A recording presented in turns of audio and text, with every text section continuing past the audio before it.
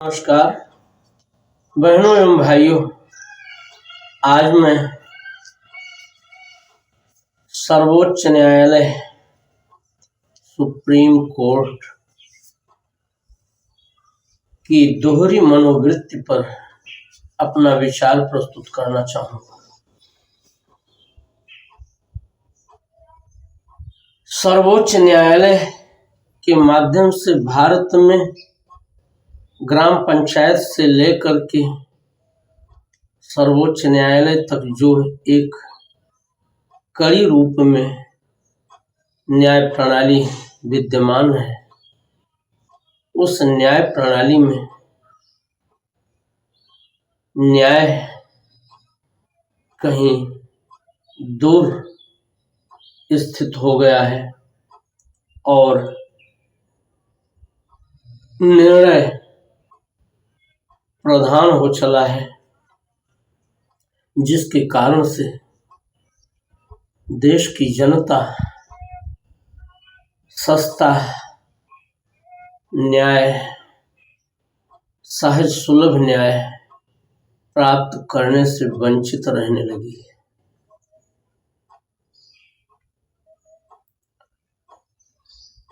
सर्वोच्च न्यायालय में और दूसरे न्यायालयों में जिस तरह से मुकदमों का अंबार लगा हुआ है, वो ये सोचने के लिए, ये समझने के लिए पर्याप्त है कि हमारी न्याय प्रणाली अंग्रेजों की न्याय प्रणाली के ढर्रे पर इस तरह से चल रही है कि उसमें न्याय नहीं, सिर्फ निर्णय की भरमार है, निर्णय को प्राथमिकता दी जाती है। अन्यथा जब न्याय सिद्ध होगा और पीड़ित संतुष्ट होगा तो वो बार बार न्यायालयों में जाकर वहाँ वकीलों और न्यायालयीन कार्यालयों के चक्कर क्यों लगाना चाहेगा, जब स्थिति ये है कि उपयुक्त बंटवारे के लिए लगाए जाने वाले छोटे छोटे मुकदमे तक दशकों लटके रहते हैं, कभी कभी पीढ़ियां तक चुक जाती हैं, लेकिन बंटवारे का मुकदमा है कि वो हल होने का नाम ही नहीं लेता है। तो बड़े बड़े मुकदमों में क्या होता है, क्या होता होगा, स्वतः ही अनुभव किया जा सकता है। सर्वोच्च न्यायालय में जब से कोलोजियम सिस्टम न्यायाधीशों के चयन में शुरू हुआ है, तब से सर्वोच्च न्यायालय की मनमानी कई गुना अधिक बढ़ चली है। वो कभी देश में षड्यंत्रकारिणी तीस्ता शीतलवाड़ को, अभिषेक मनु सिंघवी, कपिल सिब्बल जैसे वकीलों के द्वारा निर्णय प्रबंधित किए जाने से जुड़कर अपराधी होते हुए भी जमानत दे देता है, और कभी मनीष कश्यप जैसे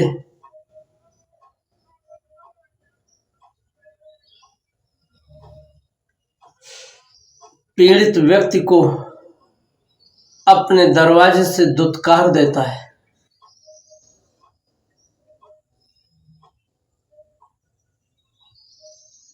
कभी मणिपुर में वहाँ जातीय हिंसा में हुए भीषण हिंसक कृत्य के विरुद्ध स्वतः संज्ञान लेकर के वहाँ की सरकार में और हस्तक्षेप कर बैठता है। वहाँ की सरकार, वहाँ की शासन व्यवस्था में सीधे हस्तक्षेप कर बैठता है।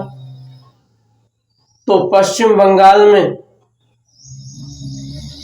उससे भी कई गुना अधिक हिंसाचार होने पर भी मौन बना रहता है। उसका कारण साफ नजर आता है कि सर्वोच्च न्यायालय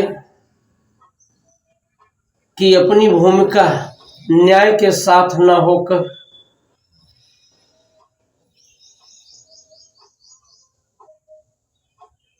अन्याय के पक्ष में खड़ी प्रस्तुत होती है,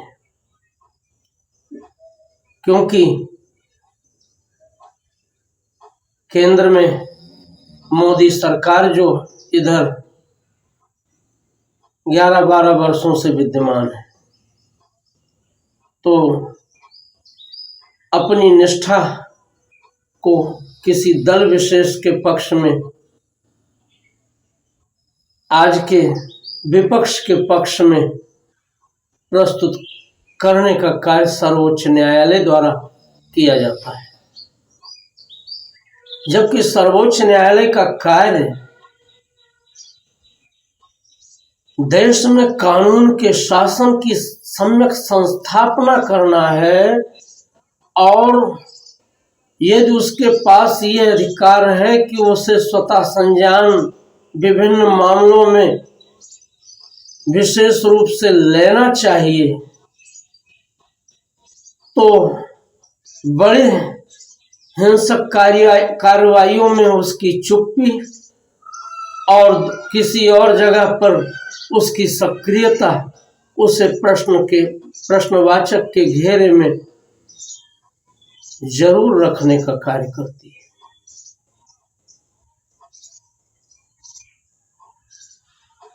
पहली बात तो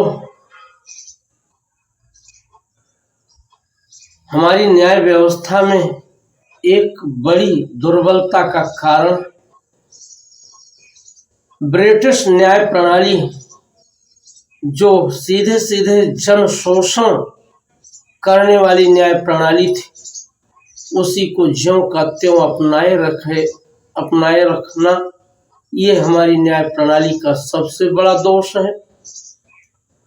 दूसरी बात,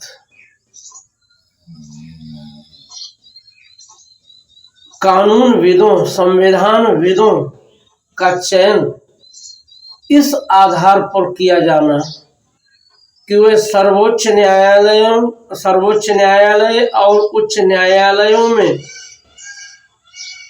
लगातार 10 वर्ष तक या उससे अधिक वर्ष तक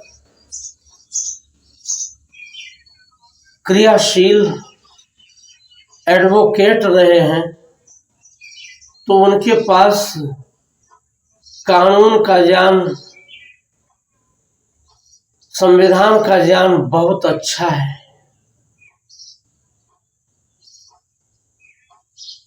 जबकि संवेदनहीनता और लोभी प्रकृतियां जो धन की भूख से इतना ग्रस्त हैं, उन्हें जनता की पीड़ा और न्याय की आकांक्षा नजर ही नहीं आती। ऐसे लोग जब न्यायाधीश बनकर, न्यायमूर्ति बनकर सर्वोच्च न्यायालय और उच्च न्यायालयों में विराजते हैं,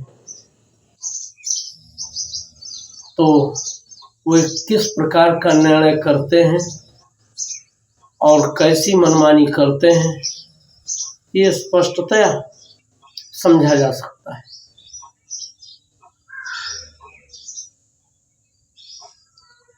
जब मुवक्किलों को चूस चूस कर मुवक्किलों का रक्त और मांस वकीलों को बहुतेरे, मैं सारे वकीलों को इस श्रेणी में नहीं रख रहा हूं, बहुतेरे वकीलों को इस तरह से लग चुका होता है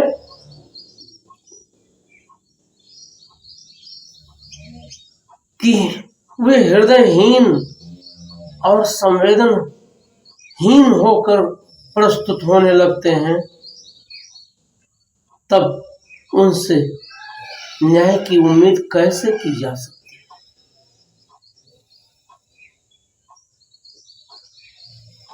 और इस तरह की स्थिति के कारण ही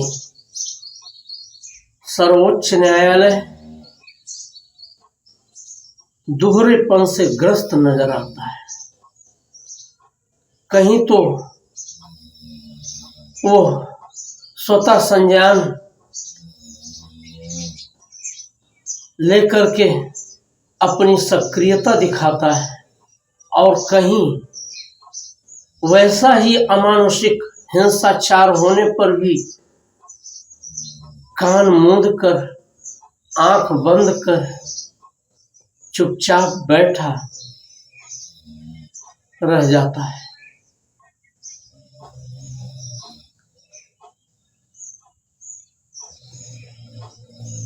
कभी तो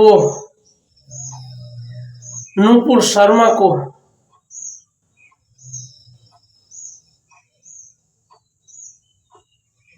सिर्फ तन से जुदा का नारा लगाने वालों के लिए कारण के रूप में फटकार लगाने का कार्य करता है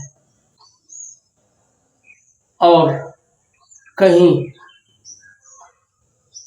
कन्हैया लाल की सरे बाजार हत्या कर दी जाती है सिर्फ नूपुर शर्मा के विचारों का समर्थन करने से।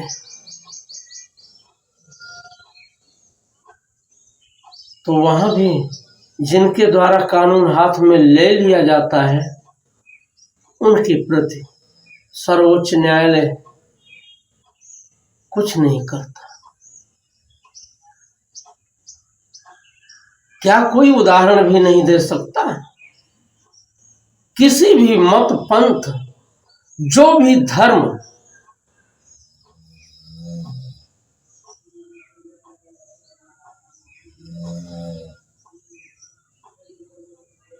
तर्क और विज्ञान की कसौटी पर स्वयं को खरा सिद्ध नहीं करता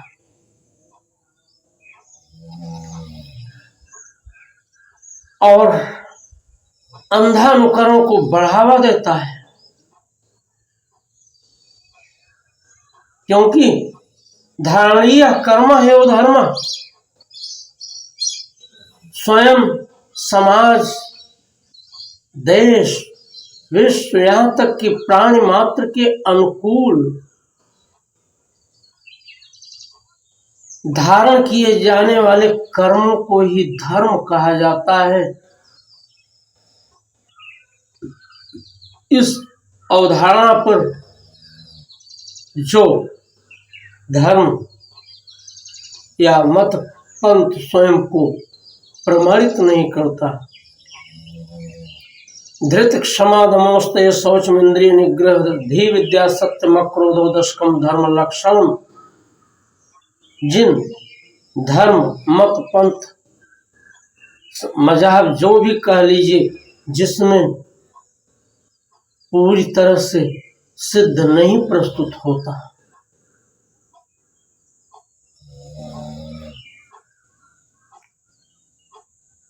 उनके द्वारा यदि किसी पर हिंसाचार किया जाता है और किसी के कथ्य द्वारा उसकी आलोचना की जाती है तो उस आलोचना मात्र को सिर तन से जुदा का नारा लगा करके कुछ लोगों को मौत के घाट उतार देने का नृशंस आचरण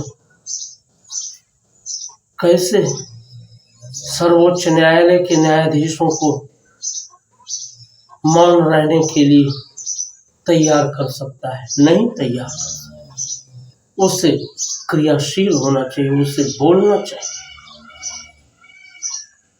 सर्वोच्च न्यायालय के द्वारा ये देखना चाहिए कि वो सिर्फ न्याय के साथ, कानून के साथ,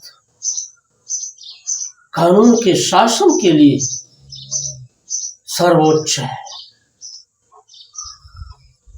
सिर्फ सेखी बघारने के लिए नहीं, सिर्फ दूसरे संस्थाओं के कार्य क्षेत्र में जबरदस्ती प्रवेश करने के लिए नहीं।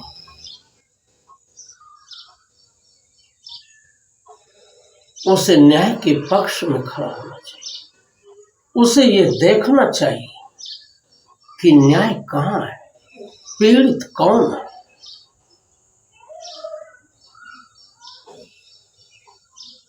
और उसकी ये जिम्मेदारी है कि टॉप टू बॉटम न्यायपालिका में जो भी विकृतियां हैं उसका परिष्कार किया जाए।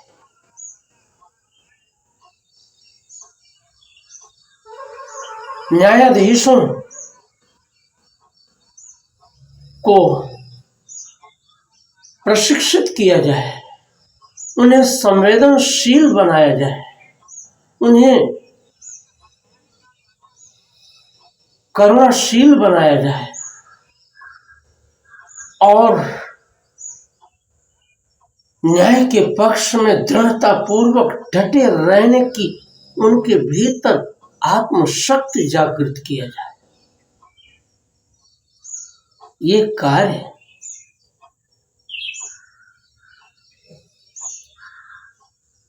सर्वोच्च न्यायालय और उच्च न्यायालयों में सिर्फ कानून की प्रैक्टिस करने वाले, वकालत करने वाले न्यायाधीशों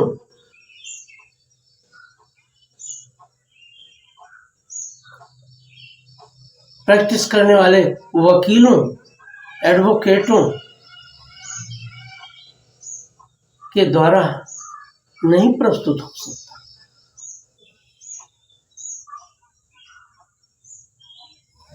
इसके लिए एक खास प्रकार की शिक्षा व्यवस्था जो सिर्फ न्यायाधीश तैयार करे, जो जिन्हें जनता के बीच विचर विचर कर जनता के प्रति, न्याय के प्रति ईमानदार, संवेदनशील होने का सिद्ध अनुभव,